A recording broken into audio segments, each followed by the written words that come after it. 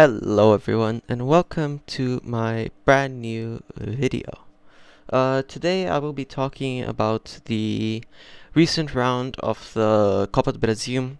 It was the quarterfinal leg number 1 for the two matches for the following teams: Fluminense, Fortaleza, América Mineiro, São Paulo. Yesterday I talked about Flamengo, all the other games yesterday, so Flamengo, Atlético Paranaense, and Atlético Goianiense, Corinthians.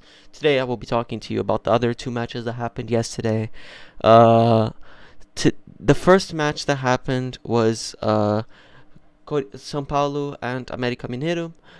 It came in a 1-0 win for São Paulo with a penalty for América Mineiro, which was saved by the goalkeeper, which was quite oddly taken.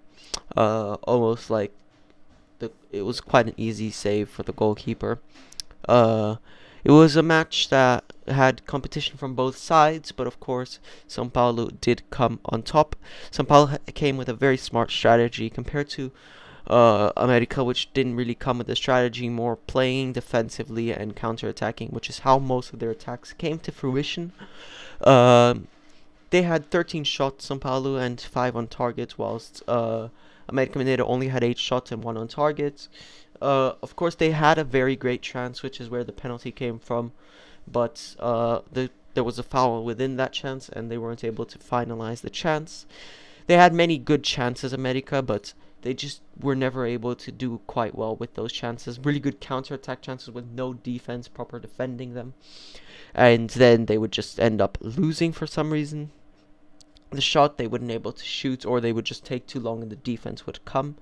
Overall, there were only 24 fouls in this match. It was not as competitive as some of the matches yesterday.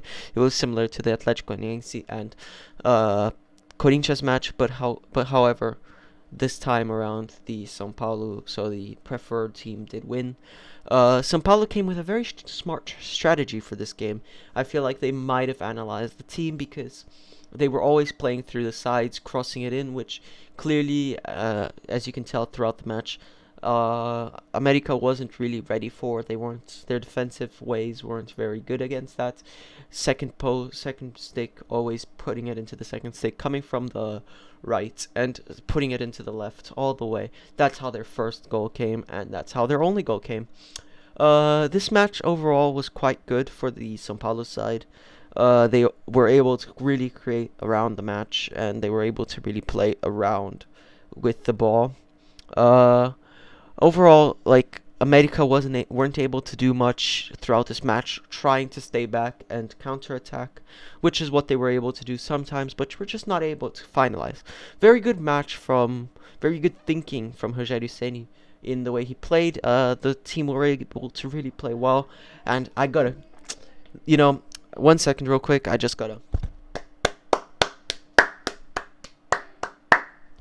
gotta applaud the goalkeeper. He had a very important save, probably the most important save of the game, because it was a penalty. It was clear win for America, clear goal, and the goalkeeper was just able to save it. So round of applause for the goalkeeper.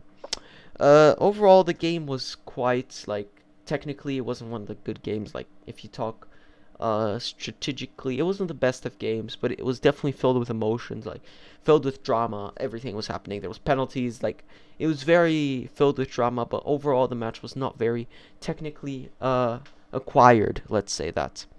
For the next match, we had a match between Fortaleza and Fluminense. Of course, if you do watch my videos, you would know that Fortaleza are last in the Brasileirão and Fluminense are third. So you would imagine that Fortaleza would lose clearly. But I do gotta say, watching the match, I do believe Fortaleza played quite well. After the 35th minute, which is when Nonato scored his first goal, we'll come back to that later. It's not exactly his first goal, but they were able to really continue attacking, and they really took possession of the game after that moment. You could really tell that it really changed the game. Fluminense weren't able to attack as well, and Fortaleza were attacking quite efficiently and quite well. They were playing quite good at that moment. This match was, as last match, filled with drama. It was quite equal though, with 11 shots and 10 shots for Fluminense, 11 for Fortaleza. Both had 3 shots on target. Fortaleza only had 38% possession, but were able to really play with that possession quite well, as I will explain later. Passing as well, quite for Fluminense's side as well. But overall, Fortaleza played quite well, as Fortaleza are last in the tournament in Brasileirão. So you would expect this game to go really well for Fluminense. But overall, Fortaleza were able to fight back against the third place of the Brasileirão. I do have to say, with this game, there were 2 given goals that were, 2 goals that were given away from the VAR. They were dismissed by VAR. First goal was by Fluminense. That goal was amazing by Nonato. Of course, that was a foul earlier by I'm not sure who, but there was a foul. Of course, I cannot say anything about that goal, although I'm not sure who, but I do believe it was Cano who passed back for Nonato to shoot, and whoever did that, it was a very amazing pass. Instead of the person grabbing the ball and just trying to play around with the ball, they saw that Nonato was behind them and just passed it, and Nonato was able to just shoot it once and score. For the actual goal for Nonato, Cano did an amazing assist, which shows that, like as I talked earlier this week, Cano is the top scorer in the Brasileirão. But this match, he has shown that he is not only a good goal machine, he can assist, because he was able to make a great assist for Nonato. He, instead of grabbing the ball and trying to shoot, just like the first goal, which was dismissed by VAR, this goal, it wasn't dismissed, and his brain, he was able to envision that. With a limited amount of time, he was quickly able to pass back for Nonato to shoot. Very amazing game from Cano, showing that he's not only a goal scorer, but also a person who can pass the ball. So, very amazing overall from him. Now, I do want to get into the drama of this match. Fortaleza did score. They scored a goal, and it was VAR dismissed the goal. I want to talk about that goal right now. So, I do have to say, in my opinion, that was a goal. That was a clear goal.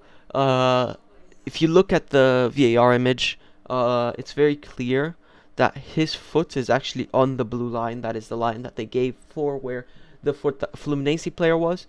But they added a little bit, like a few centimeters extra on the line, the red line, which I do believe could have been on top of the blue line, which does mean it's not offside.